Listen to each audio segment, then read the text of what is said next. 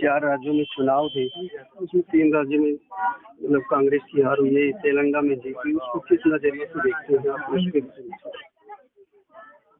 उम्मीद थी कि कांग्रेस आएगी और पार्टी अब बैठ के बात करेगी कि क्या हुआ है। नहीं, आप गांव-गांव में दौरा कर रहे हैं, कैसा समर्थन मिल रहा है? आज शादियों के तुम्हारे उसमें भी आइए थोड़ा सा। जैसे आपको पता है कि आज बहुत सारी शादियां हैं और पूरे तमाम क्षेत्र में मैं हूं, और जहां तक आप राजनीतिक रूप से बात जो पूछ रहे हैं, हरियाणा में यहाँ पे पूर्ण रूप से कांग्रेस को पूरी सपोर्ट है, क्योंकि चाहे किसान वर्ग हो, चाहे गरीब वर्ग हो, चाहे महंगाई की बात हो, चाहे विद्यार्थियों की बात हो, हर तरीके से यहाँ पे परेशानी है। और बेरोजगारी को तो पूछो ही मत, इतनी चरम सीमा से भी वो पार हो चुकी है। तो लोग यहाँ पे तैयार बैठे हैं और कांग्रेस के साथ खड़े हैं। जी, आज जो स्टेट का पेपर था उसको लेकर जो सिलेबस बदला गया, जो छात्र परेशान है, उसको आप किस नजरिए? बीजेपी अपनी मनमानी कर रही है और किसी को नागरिक को नागरिक नहीं मानती, जो मन में है वो करती है। बार बार पेपर बच्चे देते हैं, उनको रद्द कर देती है।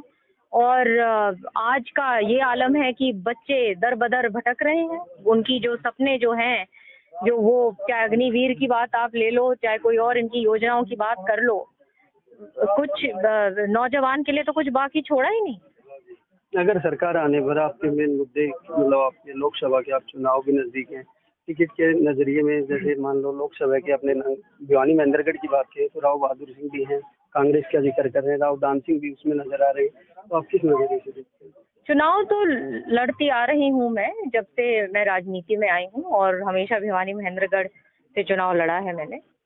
तो ये मेरा कार्य क्षेत्र है, मेरा घर है, और चुनाव तो लड़ना ही है भगवान की दया से और हमारे जो लीडर्स के आशीर्वाद से। लोगों के बीच जा रहे हो, कैसी समस्याएं आपके सामने आ रही है लोगों की? मूलभूत सुविधाएं तक लोगों के पास आज के दिन नहीं है। जो पानी का काम, इतना जबरदस्त ऐतिहासिक काम यहाँ पे किया था, गांव गांव में सबको मालूम है, और उसकी देख रेख तक नहीं हो पा रही। लोगों के पास फिर से पानी आना बंद हो रहा है, और छोटी छोटी बातें इस प्रकार से, जैसे हमारी यहाँ पे जिस प्रकार से यहाँ पे हेल्थ सर्विसेज होनी चाहिए थी, हमारे अस्पताल होने चाहिए थे, कुछ कोई किसी भी विषय में काम नहीं है। ना स्कूल्स बने, ना कॉलेजेस बने, ना अस्पताल बने। तो किस बात का किसान अलग परेशान, विद्यार्थी अलग परेशान, महंगाई अलग। तो आपकी बात बिल्कुल सही है।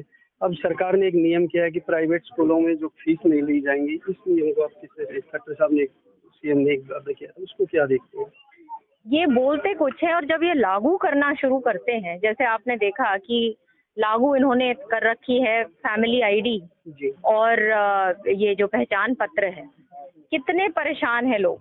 पोर्टल इन्होंने लागू करे, पोर्टल चलते नहीं है।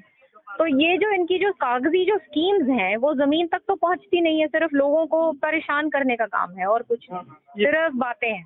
पीपीएफ आईडी बता रहे, परिवार पहचान पत्र, सरकार आने के बाद इस पे कुछ? बिल्कुल, आप जब नागरिक सरकार बनाता है, अपनी जीवन को सहारा उसको चाहिए कि अच्छा, मेरी अच्छी सरकार हो ताकि हमारा जीवन अच्छा बीते।